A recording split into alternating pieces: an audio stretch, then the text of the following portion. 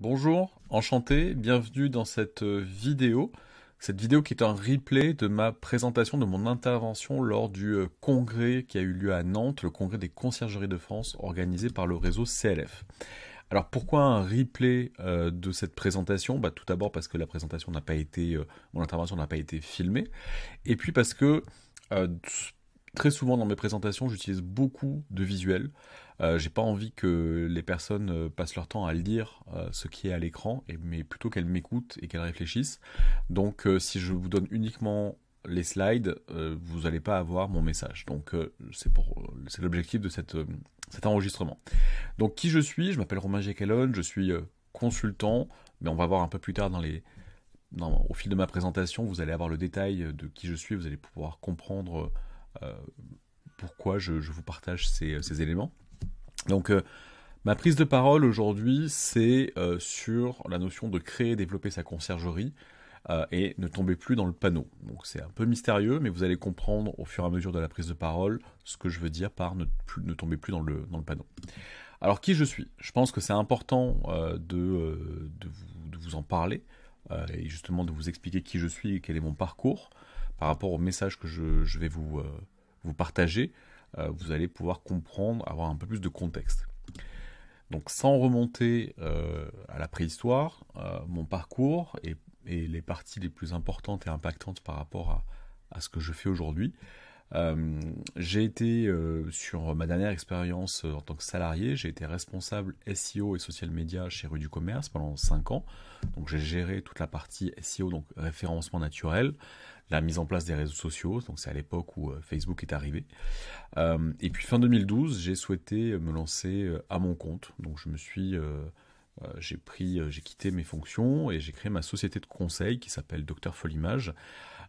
Et j'ai commencé en faisant du conseil dans ce que je savais faire le mieux à l'époque, c'est-à-dire le référencement naturel, le marketing digital. Et donc j'ai travaillé pour des sociétés comme L'Oréal, l'Occitane, et j'ai géré aussi plus sur l'aspect tourisme, toute la stratégie réseaux sociaux de l'Office national de tourisme de Thaïlande. Donc ça c'est mes premiers pas en tant qu'entrepreneur et en tant que consultant début 2013. Et pour revenir plus sur ce qui vous intéresse et ce que je suis aujourd'hui, c'est-à-dire dans l'univers de la location courte durée, mon parcours en fait il a commencé en 2012. J'ai découvert Airbnb. C'est une amie qui m'a parlé d'Airbnb, je ne connaissais pas spécialement, qui m'a dit voilà, tu devrais essayer, toi qui aimes bien les bonnes choses, partager des bonnes adresses, etc. Et donc en fait, on s'est mis sur Airbnb avec ma femme et on a adoré. On a fait ça vraiment à la façon originelle d'Airbnb, c'est-à-dire les voyageurs, c'était un canapé lit au début dans le salon, confiture maison au petit déjeuner, 34 € la nuit, donc pas pour l'argent, mais ça a été nos plus belles années, nos meilleures expériences sur Airbnb. C'est vraiment ces débuts où on a rencontré des gens du monde entier, des gens avec qui on est encore en contact, avec qui on a partagé énormément de choses. Et donc, cette expérience en tant que hôte, on a tellement aimé ça, on s'est tellement investi que à l'époque, en 2014, Airbnb avait organisé un concours. Il y avait plusieurs catégories. Et on a été élu Top Hôte France par la communauté d'hôtes Airbnb et un jury Airbnb. Et on a été invité à San Francisco au premier Airbnb Open qui avait été organisé avec des hôtes. Et ça a été une expérience incroyable. Et là, je pense qu'il y a vraiment eu un déclic et je me suis dit, est-ce que il n'y a pas un truc à faire entre mon parcours dans le marketing digital et cette notion d'hospitalité. Donc le premier pas, encore une fois, c'est un ami qui m'a présenté un éditeur et donc j'ai fait un livre pour aider les hôtes Airbnb à mieux faire cette activité, mais sous un angle qualité, pas sous un angle profit, vraiment sur l'angle vous pouvez avoir du succès sur Airbnb, vous pouvez avoir potentiellement beaucoup de réservations, mais en le faisant correctement. Alors, c'est un livre qui est paru en 2015, donc forcément la plateforme a énormément évolué depuis. Mais dans l'idée, l'approche, la philosophie, je pense qu'il y a encore des choses qui sont valables. Donc J'ai été au Airbnb, j'ai fait ce livre, et en fait, sur l'année 2015 et sur le début 2016, j'ai commencé à vraiment rentrer un peu dans cet univers de la gestion locative, et j'ai fait connaissance de l'équipe BookingSync, donc qui est un PMS et Channel Manager, et je les ai rejoints. En 2016, et en même temps j'ai créé ma conciergerie à Aix-en-Provence.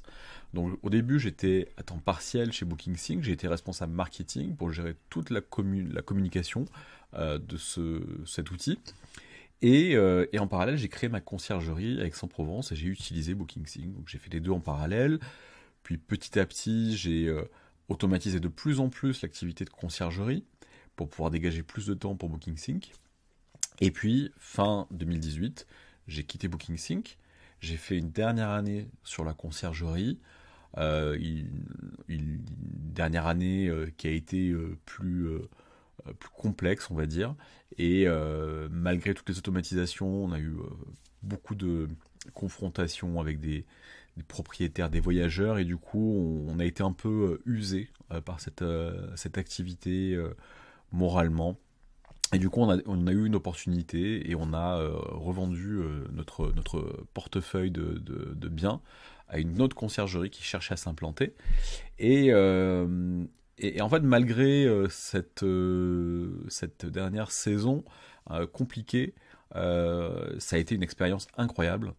Et j'ai voulu capitaliser là-dessus en me disant, mais comment c'est possible en fait, pourquoi je suis passé par tout ça pour mener cette activité de conciergerie.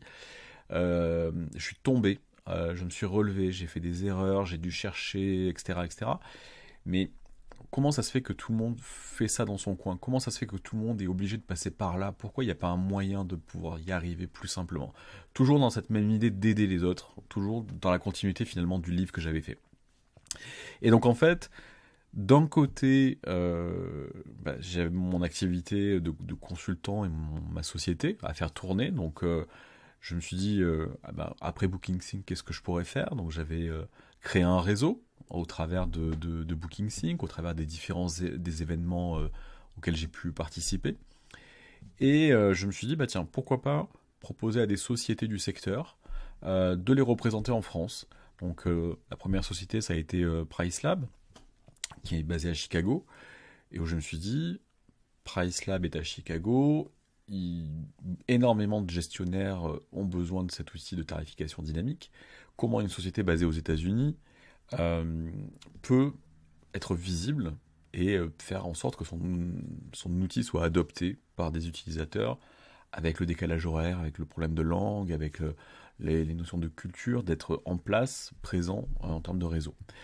Et donc en fait, j'ai approché PriceLab, j'ai approché Nuki qui fait des serrures connectés, et ça a marché tout de suite. Il y a eu une excellente entente et je suis devenu leur représentant sur le marché français. Donc je fais ça depuis 3 ans maintenant pour ces sociétés-là.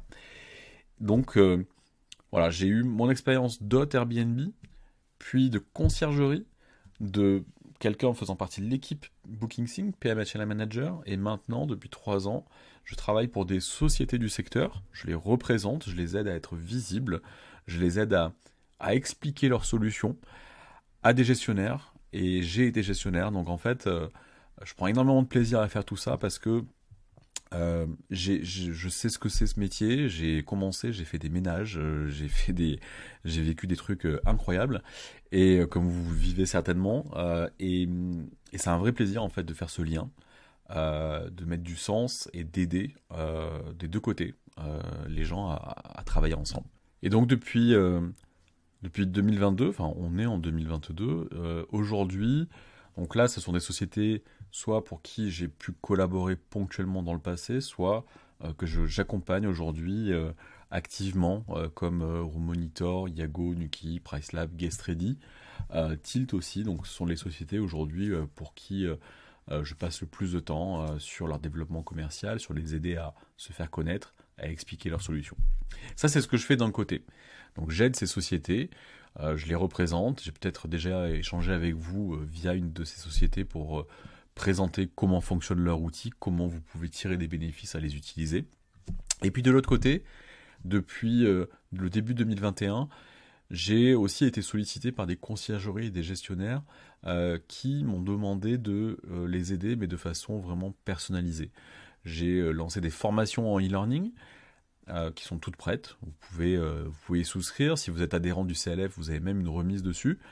Mais j'ai aussi des personnes qui m'ont demandé vraiment du sur-mesure et une approche personnalisée, qui m'ont dit: Romain, euh, on aime bien ton approche, on voudrait que tu nous accompagnes sur des problématiques précises, qu'on prenne du temps ensemble et que tu nous aides à débloquer des situations.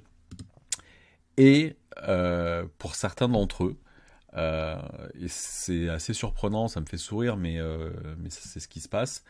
Mais pour certains d'entre eux, je me rends compte qu'il y a une vraie attente d'être un peu bousculé. Euh, donc je me retrouve à faire le Philippe Etchebest de la location courte durée. Je vais pas vous mentir, c'est plutôt agréable dans le sens où c'est une situation qui est, je l'ai déjà dit à de nombreux clients, c'est une situation qui est très confortable. Moi, je suis à l'extérieur, c'est pas ma société. Donc en fait, je peux tout dire, tout imaginer. Et quand je donne des recommandations ou quand je dis des choses, c'est dans une optique où il n'y a pas de limite et où c'est dans le meilleur des mondes. Euh, Pourquoi je dis ça? Parce que je l'ai dit lors de mon intervention au congrès, j'ai vu pas mal de personnes acquiescer et quand on a la tête dans le guidon, et c'est valable pour tous les métiers, quand on a la tête dans le guidon dans son projet, on manque de recul et on passe à côté de choses qui peuvent être importantes. On est dans l'opérationnel, on est dans le jus, on est dans la saison. On s'est mis en tête que notre priorité c'était ça. Et surtout quand on est un petit gestionnaire, une petite conciergerie, on n'a pas beaucoup de gens avec qui échanger et avec qui confronter ses idées, ses points de vue. Et le piège, c'est vraiment de s'enfermer dans une vision des choses et de rentrer en boucle sur une idée et de passer à côté d'autres visions, d'autres points de vue, d'autres approches. Donc je sers aussi à ça, finalement, à venir prendre la personne par la main, la faire sortir de son quotidien et lui dire: on stop, on arrête la machine, regarde, souviens-toi pourquoi tu as voulu faire ça au début et qu'est-ce qui est vraiment prioritaire aujourd'hui.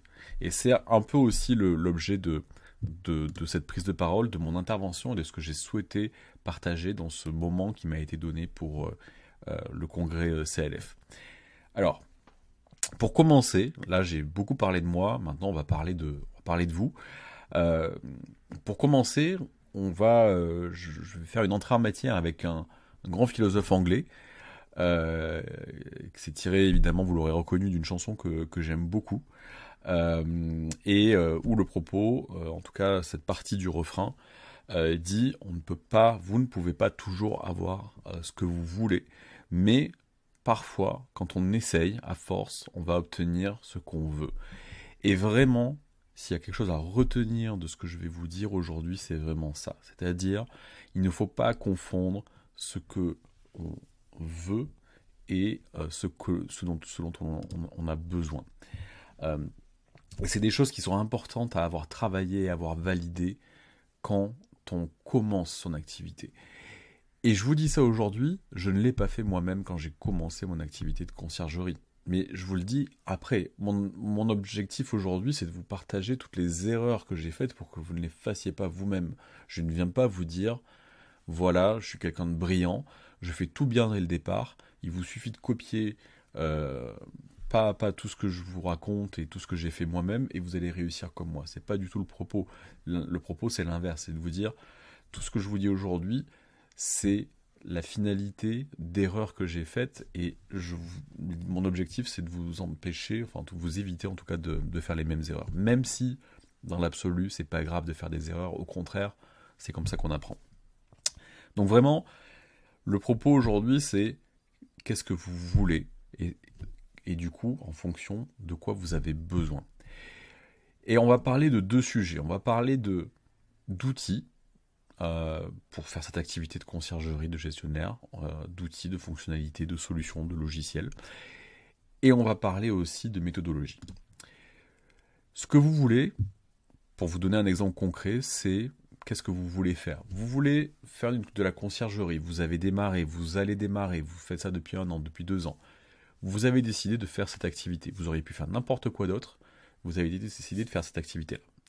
Déjà, essayez à un moment donné de vous reposer des questions, de savoir pourquoi vous voulez faire ça, qu'est-ce qui vous intéresse là-dedans.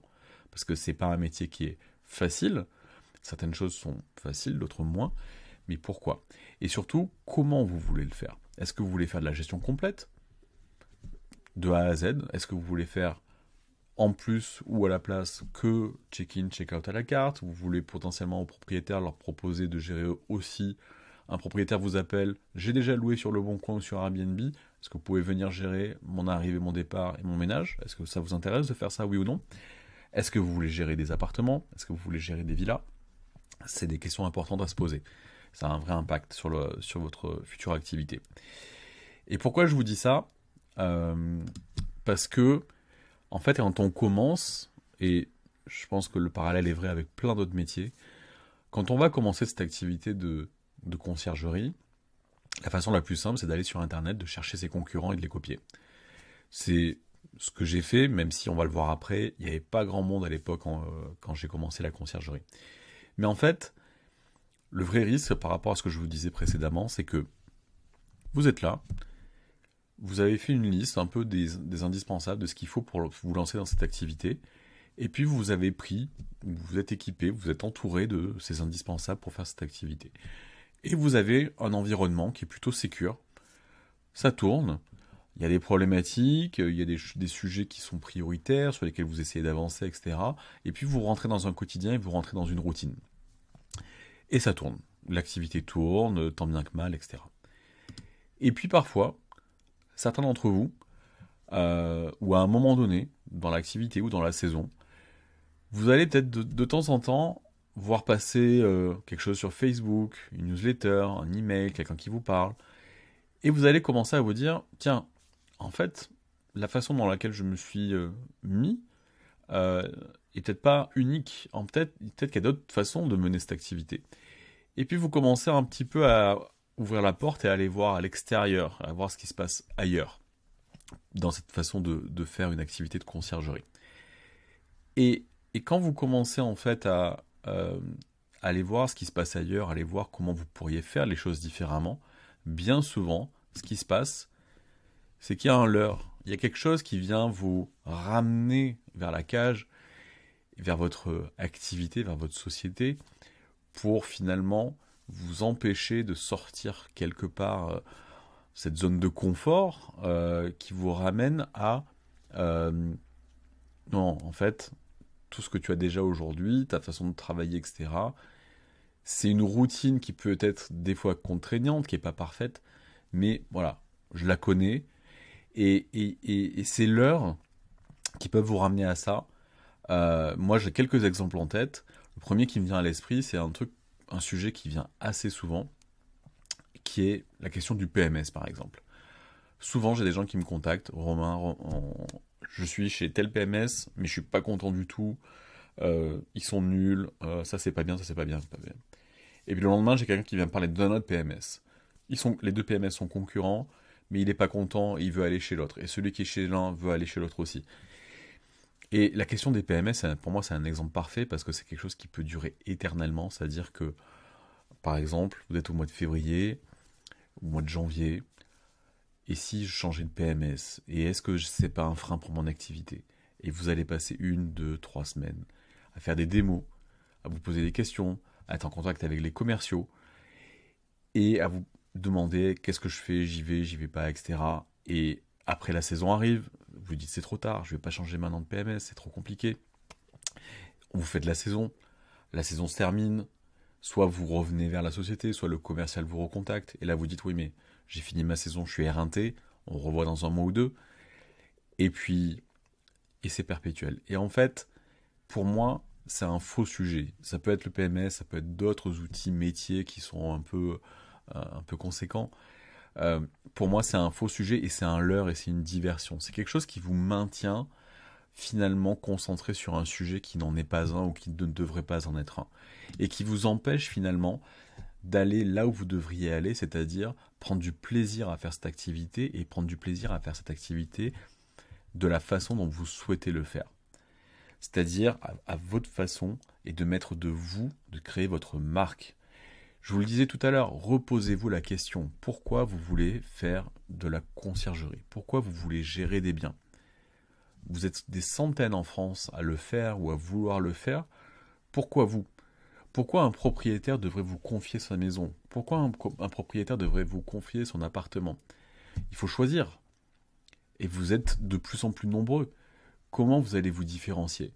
Donc, comment vous allez pouvoir convaincre un propriétaire de faire appel à vous si vous restez bloqué sur des questions d'outils, sur des questions de logiciels?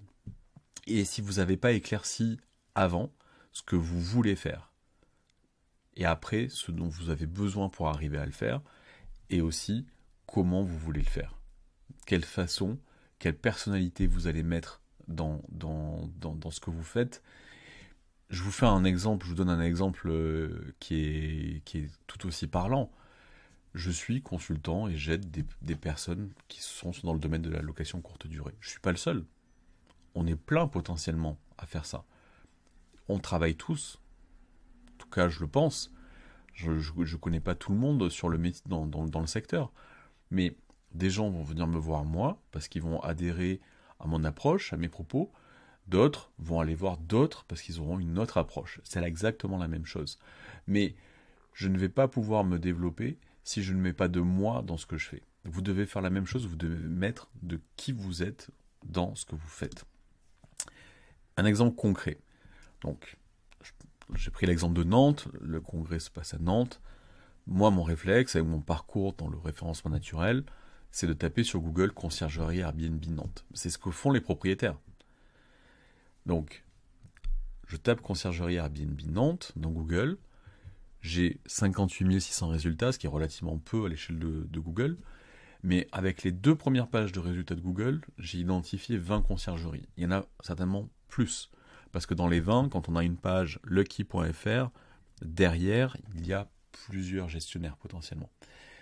Donc, il y a plus de 20 conciergeries. Et je n'ai même pas encore mentionné la question des payants. Donc, qui, eux, squattent déjà les premiers résultats. Comment vous faites pour vous démarquer? Si vous n'êtes pas dans une de ces grosses structures nationales, comment vous faites pour être visible? Déjà dans Google, mais comment vous faites pour vous démarquer? Un propriétaire qui va contacter ConciergeBnB, WeHost, Lucky, Cocooner, n'importe quelle autre société comme ça, comment il va pouvoir faire la différence? Potentiellement tout le monde fait la même chose, de la gestion complète. Potentiellement tout le monde a les mêmes tarifs. Comment on va se différencier? C'est vraiment ça qu'il faut que vous ayez en tête. À vous de choisir. Est-ce que vous dites, moi, je suis l'expert de la rentabilité et je le prouve? Est-ce que moi, c'est l'expérience voyageur? À vous de décider. Mais choisissez quelque chose qui vous fait plaisir et sur lequel vous allez prendre du plaisir parce que c'est ça qui va faire la différence et qui va attirer et qui va être vrai dans ce que vous allez faire sur votre site, dans votre communication.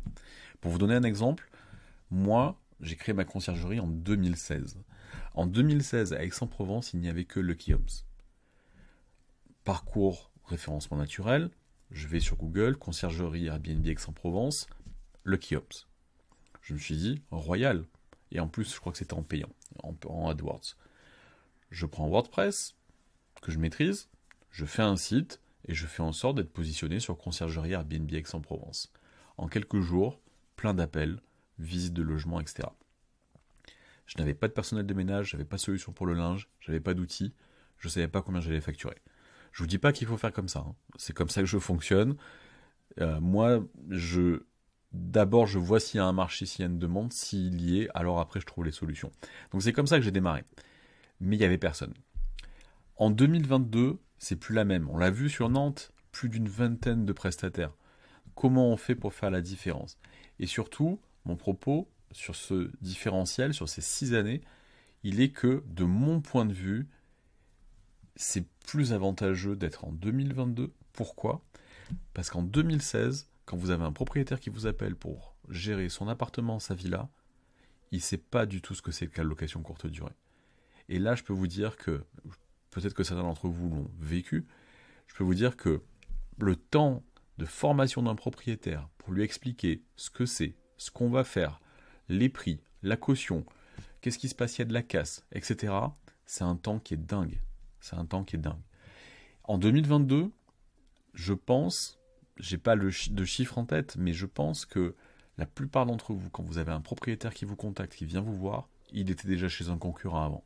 Ou il avait fait lui-même la gestion, avec Airbnb ou une autre plateforme, ou alors il avait son bien chez un concurrent à vous, et il vient vous voir. Et ça, vous vous économisez un temps fou, parce que vous n'avez pas besoin d'expliquer ce que c'est. Il sait ce que c'est. Et surtout, et c'est là où c'est important si vous êtes dans ce cas de figure, posez la question. Pourquoi ce propriétaire qui était chez un concurrent vient vous voir? Pourquoi il a quitté le concurrent? Est-ce que c'est lui qui l'a quitté? Est-ce que c'est le concurrent qui l'a fait partir? À voir s'il va vous dire la vérité, mais c'est important, poser cette question, essayez de comprendre. C'est vraiment super important parce que peut-être que ce nouveau propriétaire qui vient vous voir et qui est parti de chez un concurrent, vous n'avez pas envie de l'avoir, chez vous non plus. Donc après, il y a des villes où les gestionnaires sont assez soudés, par exemple Lyon. Donc du coup, vous pouvez peut-être avoir l'info directement du concurrent, mais sinon, essayez de savoir pourquoi le propriétaire vient chez vous. Donc là, j'ai donné le cas de figure de ça s'est pas bien passé, il est parti, donc il vient chez vous. Mais du coup, il va falloir que vous puissiez argumenter. Essayez de comprendre qu'est-ce qui ne lui a pas plu chez votre concurrent et sur ce sur quoi vous allez pouvoir appuyer vous pour faire la différence et qu'il vous choisisse vous à la place. Donc ça c'était une première chose. Aussi hyper important, un conseil là-dessus, demandez au propriétaire toujours, peu importe qu'il ait été chez un concurrent ou pas, demandez au propriétaire quel est son objectif. C'est hyper important pour la suite. Est-ce que c'est gagner un maximum d'argent? Est-ce que c'est couvrir les frais, les charges d'une maison, l'espace vert, piscine, des petits travaux? C'est ultra important. Parce qu'en fonction de ces objectifs, vous saurez aussi si vous allez pouvoir les atteindre, en fonction de votre approche, de votre stratégie, de vos compétences, si vous en avez envie. Est-ce que vous avez envie de travailler avec des résidences secondaires où il n'y a pas un enjeu financier, une énorme pression? Ou est-ce que vous êtes sur de l'urbain et pour vous la rentabilité, il n'y a aucun problème, vous savez, vous gérez hyper bien le revenu management, la tarification dynamique, etc. Mais il faut que ça soit clair dès le début et aussi dans votre relation avec le propriétaire pour pas qu'il y ait un malentendu et qu'après dans les relations il y a un clash parce qu'en fait ça n'a pas été clair dès le début, le propriétaire avait des attentes qui n'étaient pas forcément connues et il y a un décalage entre ce qui va se passer et entre ses attentes. Donc voilà, c'est un conseil que je peux vous donner. Pour revenir sur la question des outils. Encore une fois, en plus je travaille pour des sociétés du secteur, je ne suis pas là pour vous dire choisissez un tel, choisissez un autre, celui-là est mieux, celui-là est moins bien, etc. Je veux juste vous donner une vision des acteurs qui sont en place. Et en tout cas, moi, avec tous les gestionnaires avec qui j'échange au quotidien depuis plusieurs années, des solutions que je vois revenir le plus souvent. Alors là, on est sur des solutions avec des dimensionnements différents. Généralement, ce qu'on va voir, c'est que les gestionnaires qui commencent à être très professionnalisés avec un certain nombre de biens, au-delà de 20, 30, 40 propriétés, on va se retrouver souvent sur du Smiley, Avantio et Vivo, et puis des propriétaires, enfin des gestionnaires qui sont plutôt ou au démarrage ou sur un parc moins important, sur du Bets24, du Smoobu et Logify un peu plus petit, en tout cas de ce que je vois sur la France, mais ça, c'est vraiment dans les grandes lignes. C'est pas forcément toujours une vérité. Il y a des personnes qui ont 50, 60, 80 appartements avec Bets24, avec Smoobu, etc. Donc, mais c'est vraiment dans les grandes lignes pour vous donner un ordre d'idée et surtout le dimensionnement de ces outils-là. Mais comme je vous l'ai dit, je suis pas là pour vous dire il faut choisir celui-ci, il faut choisir cela. C'est très compliqué de conseiller un PMS à une personne. Il faut énormément d'informations. Donc ça, c'est les outils qui sont en place, une partie des outils qui sont en place, ou en tout cas qui sont souvent utilisés sur le marché français, parce que leur solution peut être disponible en français avec du support en français. Mais en fait, ce qui se passe, c'est qu'aujourd'hui, ce qu'on voit, c'est que ce n'est pas la seule vérité pour démarrer en tant que conciergerie. Il y a d'autres vérités qui existent, qui commencent à se développer. Il y a Lucky by Airbnb. Tout à l'heure, je vous expliquais Lucky Homes, 2016, était présent à Aix-en-Provence. Lucky Homes, c'est à la base une conciergerie nationale avec une présence un peu partout en France qui a été rachetée par Airbnb et désormais l'offre Lucky devient en fait une solution qui couple à la fois des fonctionnalités sur la plateforme qui sont dédiés pour les conciergeries, qui vont adhérer au programme, plus des services en termes de visibilité, mutualisation, etc. Et donc en fait, aujourd'hui, on peut démarrer cette activité de conciergerie, non pas en prenant finalement un logiciel avec de la multidiffusion, mais en étant une conciergerie Lucky by Airbnb. Donc c'est aussi une possibilité, il faut l'avoir en tête. Et aussi dans ces nouveaux usages, finalement, les nouveaux modes de travail, ben là aussi, on a une conciergerie qui s'appelle Guest Ready, qui a racheté la société BNB Lord, qui était une société française concurrente de Lucky Homes.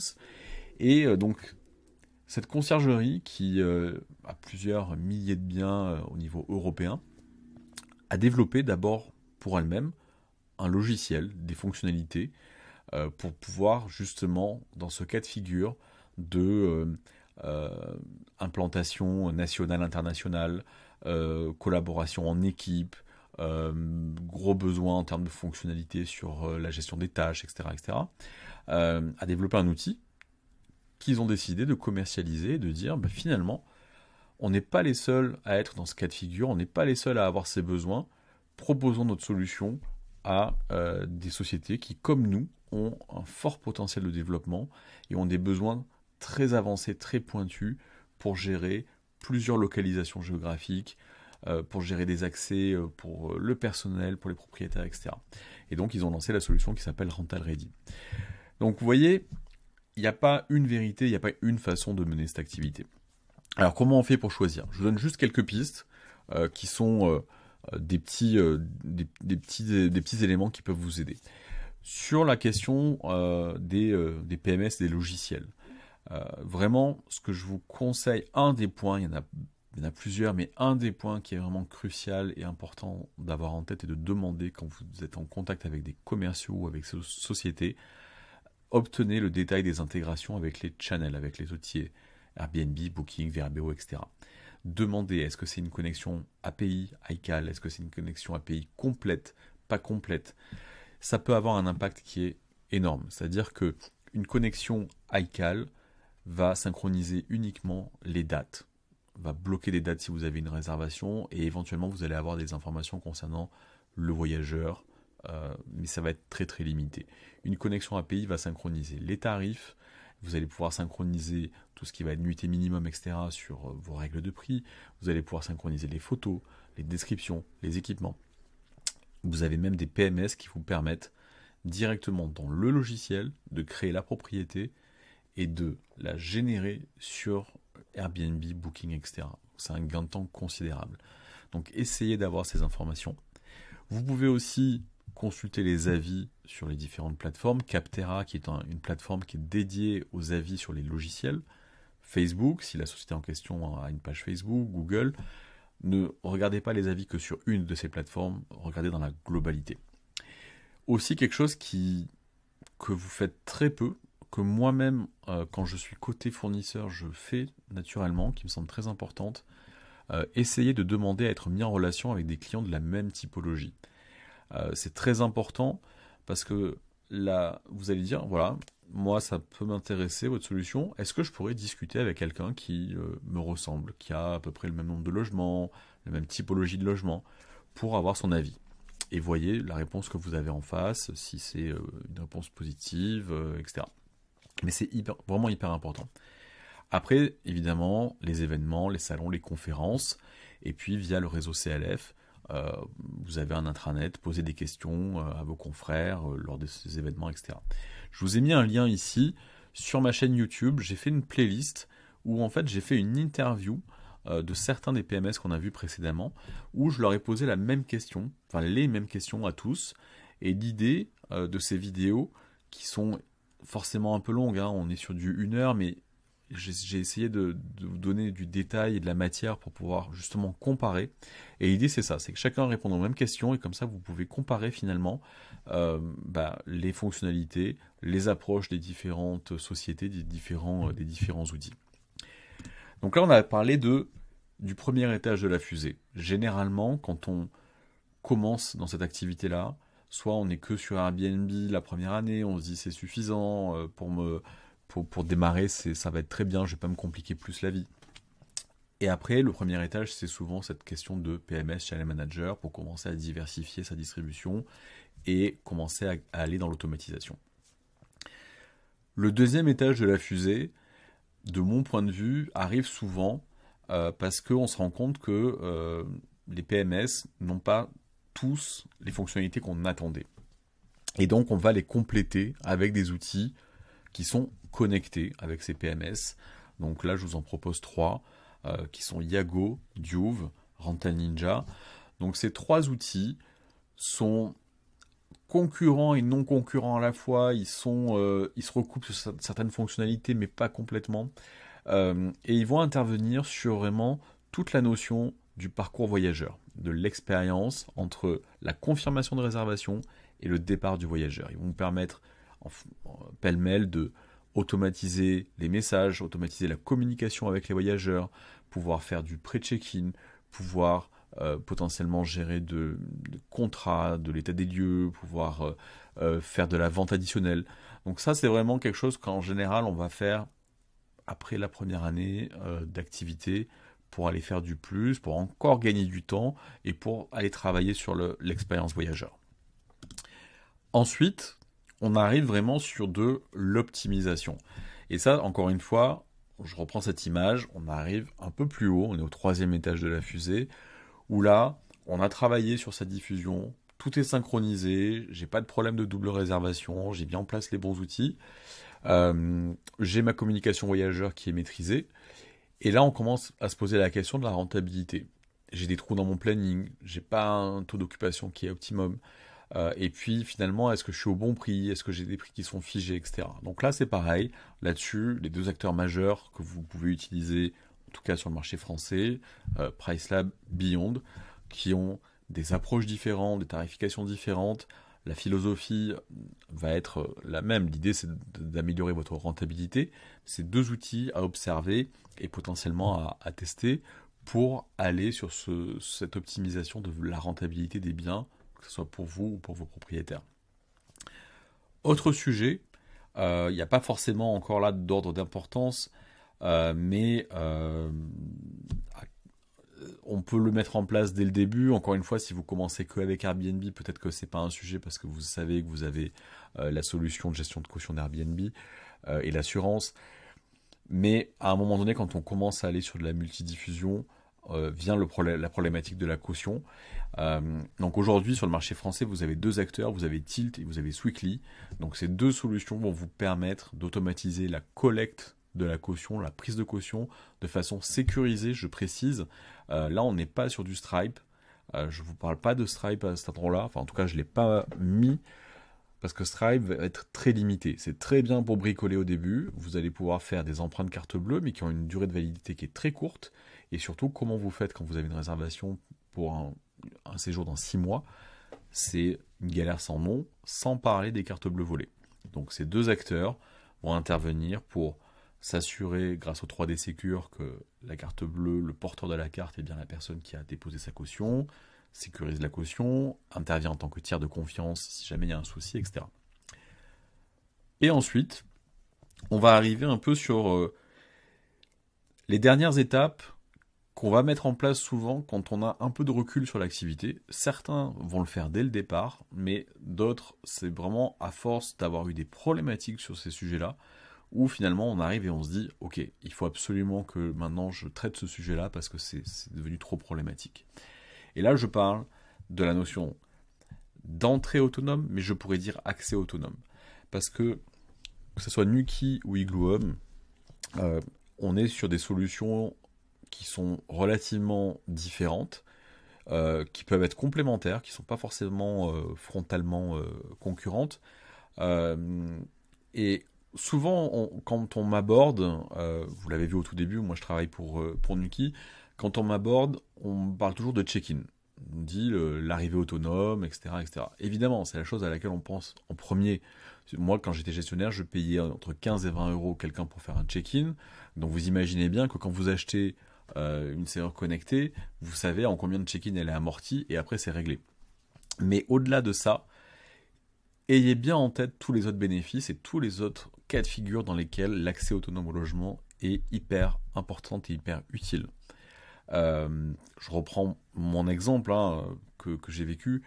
Je suis à l'extérieur d'Aix-en-Provence. Quand vous avez un voyageur qui est dans le centre historique et qui vous appelle, j'ai un problème, j'ai une fuite d'eau, etc., et que vous devez faire intervenir un artisan, comment vous faites pour permettre à l'artisan d'accéder au logement? Vous vous déplacez, vous attendez avec lui pendant 3 heures qu'il ait fait son intervention, vous perdez un temps énorme. Ou alors vous avez des jeux de clés dans tous les sens qui se baladent dans la nature, donc c'est une vraie problématique.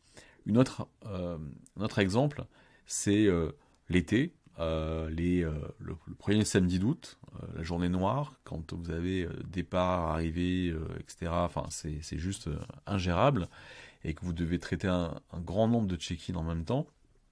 Potentiellement, c'est pas un problème de dire aux voyageurs, écoutez, le check-in est à 16h, vous m'appelez, il est 15h, la maison est prête, mais moi je suis bloqué sur un truc, je suis à 50 km, je vous ouvre. Donc soit vous ouvrez à distance, soit vous lui donnez l'accès via un code, etc.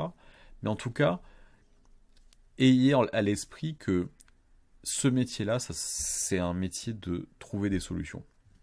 Donc le voyageur qui est en avance, à qui vous allez donner accès au logement, il fait 40 degrés dehors, il n'a pas à vous attendre dehors, il n'a pas à repartir quelque part pour patienter pendant 1 heure ou 2, etc. Il va être content. Et c'est la priorité de ce métier, vous le savez, c'est de satisfaire le voyageur, le propriétaire aussi, mais le voyageur beaucoup. Donc c'est aussi comme ça qu'il faut envisager ces solutions, ça peut être aussi du dépannage. Et enfin, donc phénomène amplifié, ô combien amplifié avec le Covid, la surveillance sonore. J'imagine que quand vous voyez ces logos et quand vous entendez ça, vous imaginez le phénomène des soirées sauvages, ce qu'on a vu dans la presse, etc. C'est peut-être aussi un imaginaire que j'avais moi aussi, mais en fait, et là encore, vous l'avez vu au tout début, moi j'accompagne en ce moment Roam Monitor sur le sujet. J'ai testé l'expérience à Barcelone, puisque Roam Monitor a des agents qui se déplacent dès qu'il y a des alertes à Madrid, Barcelone et Paris, et qui vont se rendre dans les logements pour faire cesser les soirées, et les soirées ou les nuisances. Et en fait, les fêtes, c'est vraiment le sommet, la face immergée de l'iceberg. En fait, moi, je suis allé sur 3 interventions, et ce qu'on n'a pas forcément en tête quand on est gestionnaire, parce que moi, quand Roam Monitor m'a contacté, j'ai dit, ça m'est jamais arrivé. Et on dit, oui, mais tu sais pas. Et j'ai dit, je saurais, etc. Et en fait, pas forcément. Parce qu'effectivement, les gens qui écoutent, pas des gens qui font la fête, mais des gens qui écoutent de la musique trop fort, qui regardent la télé trop fort, qui parlent trop fort pendant un dîner, etc. Les voisins, si c'est des locaux qui travaillent le lendemain, ils en ont marre. Ils en ont marre, et ils vont peut-être pas le dire la première fois, ils vont peut-être pas le dire la deuxième fois, donc vous voyez pas ces choses-là. Mais le jour où ils vont le dire, ce sera trop tard. Parce que eux, ils en seront vraiment au maximum de leur tolérance, et vous comprendrez pas parce que c'était les tout débuts. Donc voilà, je dis pas encore une fois, c'est pour vraiment vous donner un exemple de la réalité des choses. Je dis pas que ça va vous arriver, vous êtes sur des marchés tous complètement différents. Donc voilà, ça c'était pour vous donner un petit panel des acteurs, des solutions qu'on croise souvent sur l'ensemble des fonctionnalités, des besoins que vous pourriez avoir en tant que gestionnaire. Mais pour revenir au message que je veux vous faire passer, ce qui est très important de mon point de vue, pour avoir encore une fois été gestionnaire, puis maintenant être aussi de l'autre côté et être la personne qui vous présente ces solutions, vous propose ces solutions, vous n'achetez pas un pot de confiture quand vous choisissez une de ces solutions. Il peut y avoir des engagements plus ou moins courts, vous pouvez peut-être arrêter rapidement si c'est finalement pas la bonne solution, mais ayez bien en tête, quand vous choisissez ces outils-là, vous choisissez un partenaire. Et c'est très important. Donc ça veut dire que quand vous jugez la solution, vous jugez, en tout cas, je vous conseille de juger l'humain, de juger la personne qui vous présente la solution, de juger la personne, les personnes, la société, l'image qu'elle projette. Parce que vous allez travailler sur potentiellement moyen long terme avec ces sociétés-là, Et c'est important de vous sentir en confiance et accompagné et savoir que cette société-là, elle ne vous vend pas juste quelque chose comme ça une fois, vous avez souscrit et c'est fini, mais elle sera là pour aussi vous accompagner au-delà des fonctionnalités de l'outil, mais dans ses usages et dans ses bons usages, et qu'elle va vous accompagner aussi dans votre progression. Et comment ne pas choisir finalement ces outils-là? Encore une fois, je ne vais pas pointer du doigt des solutions, des choses, etc. Je vous donne encore une fois mon avis là-dessus et quelques conseils. Vraiment, la chose à éviter, s'il vous plaît, c'est, je l'ai vu, hein, les groupes Facebook, je vais devenir le plus grand rentier de l'univers, en 10 leçons, enfin tous ces groupes Facebook autour de la location courte durée ou l'investissement immobilier ou la location courte durée. Quand vous posez une question, alors je dis pas que ces groupes sont pas utiles, je vous mets juste en garde sur quand vous demandez quel PMS il faut que je choisisse et que quelqu'un vous répond prends celui-là, j'ai un code promo, et qui ne vous a pas demandé combien de logements vous gérez. Est-ce que vous avez des appartements? Est-ce que vous avez des villas? Où est-ce que vous êtes situé? Depuis combien d'années vous faites cette activité-là? Quels sont vos besoins? Que la personne n'a aucune idée de votre profil et qu'elle vous conseille un outil et qu'elle vous dit en plus j'ai un code promo, fuyez. On ne peut pas conseiller, je prends l'exemple du PMS ou du Channel Manager, on ne peut pas conseiller sérieusement un PMS ou un Channel Manager à quelqu'un si on ne sait pas, si on n'a pas un minimum d'infos, de contexte. Et dans l'occurrence, pour un PMS ou un Channel Manager, il en faut beaucoup. Donc, voilà, vraiment évitez ça. Et ça peut vous paraître surprenant, mais dans votre approche avec les sociétés que vous allez approcher, questionner, nous sommes les meilleurs, nous avons la meilleure solution, ce concurrent, ils vont couler, ce concurrent de source sûre, etc., etc., etc., c'est pareil, il faut fuir ce genre de choses. Comment vous pouvez imaginer collaborer avec des personnes qui ne vendent pas finalement leurs solutions, mais vont démonter les solutions des concurrents? Donc ça, c'est vraiment des conseils que je peux vous donner en termes d'approche vis-à-vis de ces outils. Et justement, au lieu de... Il y a évidemment la partie démo et découverte des outils, mais définissez votre besoin avant. Je vous le disais tout à l'heure, si vous posez juste la question j'ai besoin d'un PMS, lequel je prends, c'est quoi votre besoin? De quoi vous avez besoin? Est-ce que vous avez besoin d'une connexion API, oui ou non? Est-ce que vous avez besoin que le PMS il ait une application mobile, oui ou non? De faire de la facturation, oui ou non? Et faites-vous une grille de tout ce dont vous avez besoin. Qu'est-ce qui est crucial? Qu'est-ce qui est optionnel? Et ensuite, dans vos échanges avec les sociétés, présentez votre grille et vous allez gagner du temps. Et surtout, soyez exigeants. Posez des questions. N'ayez pas peur. Ne vous laissez pas dire voilà, écoutez, on a fait un rendez-vous démo, je ne peux pas en faire deux, etc. C'est vous le client. Posez des questions, soyez exigeants et testez, dans la mesure du possible, testez les solutions, comparez-les, encore une fois, dans la mesure du possible, sans passer des heures non plus à ça et sans retomber dans la clochette qui va vous bloquer et vous empêcher d'avancer. Ensuite, là on a parlé des outils, je veux juste terminer avec la partie process parce que c'est hyper important, c'est même crucial. Les outils, mettez-en en place, mettez-les en place et avancez, ne vous laissez pas bloquer, mais ensuite il faut mettre en place des process. Et là, on arrive sur de l'automatisation. Et l'automatisation, c'est pas le mal. L'automatisation, c'est fait pour vous faire gagner du temps, c'est fait pour faire plaisir aux voyageurs, c'est fait pour plein de choses. Je vous en ai parlé plus tôt avec les différentes solutions possibles pour l'automatiser. Le parcours voyageur. Le parcours voyageur, c'est à mes yeux quelque chose qui est crucial. Donc, j'ai fait une formation sur le sujet. Je vous présente dans cette formation, le parcours voyageur que je propose de vous aider à créer, mais je vous montre sa structure. Là, on est vraiment sur une structure qui est ultra complète, qui n'est pas, évidemment, vous l'imaginez bien, qui ne va pas s'appliquer à chaque fois.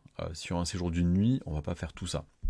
Mais en tout cas, je vous explique, dans la mesure du possible, tout ce qu'il faudrait pouvoir faire pour que ce parcours voyageur vous aide à plein de niveaux différents. Gagner du temps, faire plaisir aux voyageurs, exposer votre marque, faire de la vente additionnelle, tout ça, sécuriser, empêcher qu'il y ait des dégradations, faire en sorte que vous ayez un bon avis. Le parcours voyageur, il va intervenir, il va impacter tout ça. C'est crucial. Donc, je vous mettrai sur les PDF, vous pourrez le voir en détail. Et de la même façon, on va avoir le parcours propriétaire qui est peut-être moins connu, vous aurez peut-être moins entendu cette notion, mais c'est la même chose, en fait, c'est juste un process. Quand vous êtes une conciergerie qu'un propriétaire vient vous voir, comment vous faites? Est-ce que à chaque fois, à chaque nouveau propriétaire, vous recommencez de zéro? Quelles questions je vais lui poser? Quelles informations je vais lui donner? Qu'est-ce qui est important de savoir pour moi? C'est exactement la même chose. Il faut que vous ayez votre parcours qui soit prêt. Il faut que vous ayez vos critères de choix. Je l'ai dit au début, c'est votre activité, c'est votre société. Quels sont vos critères de choix? C'est vous qui choisissez le propriétaire. Le propriétaire vous choisit, il vous contacte, c'est vous qui lui dites oui ou non. C'est ça il faut que vous ayez en tête. C'est pas l'inverse. Donc c'est quoi qui est bloquant pour prendre ou pas ce propriétaire? C'est quoi qui est favorable? C'est quoi les éléments à améliorer pour décider finalement de le prendre avec vous? Quelles sont les questions que je vais lui poser? Est-ce que je ne peux pas mettre un formulaire finalement sur mon site qui va collecter toutes ces infos, dont les photos? Est-ce que je veux peut-être aller très loin dans l'automatisation et en fonction des réponses à ce formulaire, déjà envoyer un premier mail type pour dire oui, non, pourquoi pas? S'il y a une première prise de contact au téléphone, qu'est-ce que je lui dis? Quelles questions je pose? Est-ce que je me suis fait finalement des modèles de mail type prêts à utiliser en quelques minutes avec en pièce jointe une présentation de ma conciergerie? Quand je vais sur place pour un premier rendez-vous avec un propriétaire, qu'est-ce que je vérifie avec le propriétaire? C'est quoi qu'il faut que je vérifie de façon cruciale sur un appartement, sur une villa? Qu'est-ce qu'il faut que je lui donne comme information? Quelles questions je lui pose? Quel est votre objectif? Pourquoi vous avez changé de conciergerie? Et si je le valide, qu'est-ce qui se passe ensuite? Et là, on boucle sur autre chose, le parcours d'onboarding de la propriété. À quel moment je collecte les éléments pour préparer les annonces, pour créer les annonces? Et pourquoi c'est important d'avoir ces parcours, d'avoir ces process en place? C'est que pour moi, de mon point de vue, il y en a peut-être d'autres, mais les deux éléments majeurs, c'est que au plus vous maîtrisez, au plus vous avez construit un process, au plus vous le maîtrisez, vous êtes capable de l'expliquer très simplement, au plus vous allez dégager de la confiance vis-à-vis des propriétaires. Et un propriétaire qui vous appelle, qui vient vous voir, qui vous envoie un mail, et si à chaque fois vous êtes dans l'improvisation, vous ne dégagez pas une image de sérieux, vous ne dégagez pas l'image de quelqu'un qui maîtrise son sujet. Donc les process vont d'abord servir à ça. Vous-même à vous donner de la confiance, parce que finalement, ça sera hyper facile et agréable de donner une information, de partager une information. Et puis les propriétaires, les échanges vont être beaucoup plus fluides. Mais aussi, parce que selon votre taille aujourd'hui, quand vous regardez cette vidéo, l'objectif c'est potentiellement de grossir, donc c'est peut-être d'avoir des stagiaires, c'est peut-être de recruter. Si vous n'avez pas ces process, comment vous allez faire pour former des nouvelles personnes qui arrivent chez vous? Comment vous allez faire pour leur expliquer comment ils doivent travailler, ce que vous attendez d'eux, si vous n'êtes pas en mesure de leur expliquer très simplement et de leur donner de la matière grâce à ces process? Tout est dans votre tête, vous allez à chaque fois devoir faire ressortir de votre tête tous ces éléments. Et le risque, c'est qu'à chaque fois que ça sort de votre tête, ça ne ressort pas de la même façon. Et donc les personnes vont exécuter ce que vous aurez dit un jour, et un autre jour ce que vous aurez dit l'autre jour, et puis ça va pas coller, vous allez dire mais c'est pas ça que j'attendais, mais la personne va vous dire oui mais moi je sais pas ce que tu attends, c'est comment tu travailles en fait. Donc c'est un gain de temps, c'est du temps au départ qui vous fait gagner énormément de temps par la suite. Donc voilà ce que je voulais partager avec vous. Pour moi, ce temps qui m'a été donné pour parler à très nombreux gestionnaires qui étaient présents, et puis maintenant, aujourd'hui, en vidéo, à tous les adhérents du CLF, j'ai longtemps réfléchi à ce que j'allais vous présenter, et je me suis dit que finalement, ce qui avait peut-être le plus de valeur et qui me ressemblait le plus, c'était ça, c'était de vous partager cette vision, cet état d'esprit, et cette approche que je vous invite à avoir vis-à-vis de votre activité. Qu'est-ce que vous voulez faire, qu'est-ce que vous voulez accepter, qu'est-ce que vous ne voulez pas faire, et vraiment, prenez du plaisir. C'est-à-dire que vous êtes entrepreneur, c'est votre propre boîte. Vous allez choisir un nom, vous allez choisir un logo, vous allez choisir une image de marque, vous allez devoir faire des supports. Faites-vous plaisir. Vous allez vous démarquer et vous allez prendre du plaisir à faire ce que vous faites. Donc vraiment, c'est hyper important. Automatiser, vraiment hyper important. Automatiser, ça va vous dégager du temps pour rester finalement à l'écoute et ouvert à ce qui se passe sur le marché, aux nouvelles tendances que vous ne verrez pas si vous avez la tête dans le guidon en permanence. Donc vraiment, dégagez du temps pour tester des nouvelles choses, ajustez vos messages, votre parcours voyageur, faites des tests, voyez ce qui marche pas. Quelque chose marche, on le garde, ça marche pas, on améliore ou on l'enlève. Mais vraiment, tous ces ajustements que vous faites en permanence sont hyper importants pour vous permettre d'évoluer et vont vous donner de la valeur à votre société. Alors, testez, mais pas trop longtemps. Ne restez pas bloqué, ne succombez pas trop longtemps à l'appel de la clochette qui va vous faire perdre le fil et la priorité. Et vraiment, une dernière chose, échangez. Échangez le plus possible. Vous avez donc là, on est dans le cadre du réseau CLF, donc si vous devenez adhérent, vous avez accès à un intranet où vous allez pouvoir discuter avec les personnes. Je ne sais pas si vous avez déjà participé ou pas, mais de mon côté, j'organise la pause café. Donc c'est tous les vendredis à 11h, c'est en visio. Et qui veut vient. Alors évidemment, c'est des personnes de l'industrie, mais des fois c'est des gestionnaires, des fois c'est des fournisseurs, c'est des gens qui veulent faire ce métier, qui le font déjà. Et tous les vendredis à 11h, on est là, on échange. Il n'y a pas d'ordre du jour. Chacun donne un sujet, exprime une problématique. Et l'idée, c'est finalement de rencontrer des personnes, de rencontrer des confrères, des consoeurs, des personnes avec qui on va pouvoir échanger, grandir ensemble, et puis s'entraider, ou simplement juste passer un bon moment sur des sujets et parler de voyageurs qui peut-être nous auront fait vivre encore une expérience dingue. Voilà, donc n'hésitez pas, sur la présentation, vous aurez le lien si vous voulez vous inscrire à la prochaine pause café. Et on est en replay, donc il n'y aura pas de questions, mais si vous en avez, vous pouvez m'envoyer un email et sur mon site internet, vous retrouverez beaucoup de ressources, tout ce dont je vous ai présenté, tout ce dont je vous ai parlé aujourd'hui. Donc des articles de blog, il y a des podcasts, il y a des accès à ma chaîne YouTube, il y a mes formations de e-learning qui sont disponibles. Il y a aussi mon offre d'accompagnement s'il y en a qui veulent de l'accompagnement personnalisé. Et puis voilà, vous avez mon mail si vous voulez juste rentrer en contact, échanger, programmer un appel pour faire connaissance avec moi, ce sera avec plaisir. Voilà, j'espère que ce replay, pour ceux qui étaient présents, servira de rappel. Pour ceux qui n'étaient pas présents, j'espère que ça vous a apporté des choses. N'hésitez pas à me partager vos retours, c'est toujours très intéressant. Et puis j'espère vous croiser à l'édition 2023 du Congrès des conciergeries quelque part en France. Merci beaucoup et au plaisir, à bientôt.